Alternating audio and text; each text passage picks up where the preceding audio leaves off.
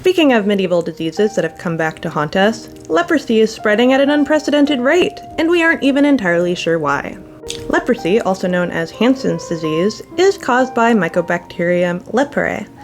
It is spread by skin-to-skin contact, and there's been some concern that it could be spread by respiratory droplets.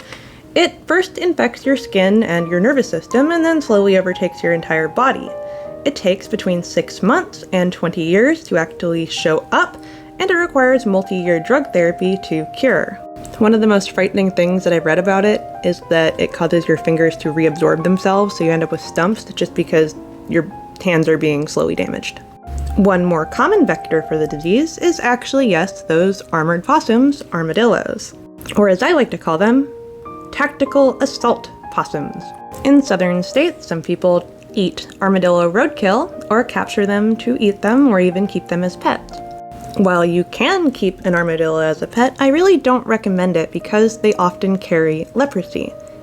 One fun fact is that these guys usually don't suffer from Hansen's disease.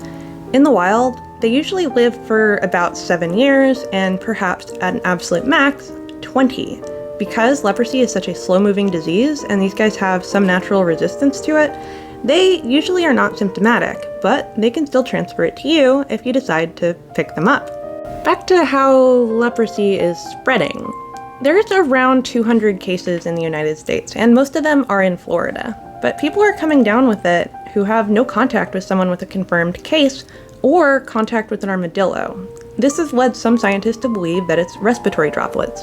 But that's very concerning because it appears to be more infectious than we previously thought, and because the populations who are susceptible to it, homeless populations, people living in close quarters without access to medical care, they aren't able to get that 3 or 4 year long treatment.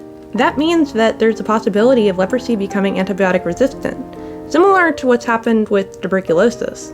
And because of the incubation period, people can carry it for a very long time, potentially spreading it without knowing it. This is also probably the greatest piece of art I've ever made. Be safe.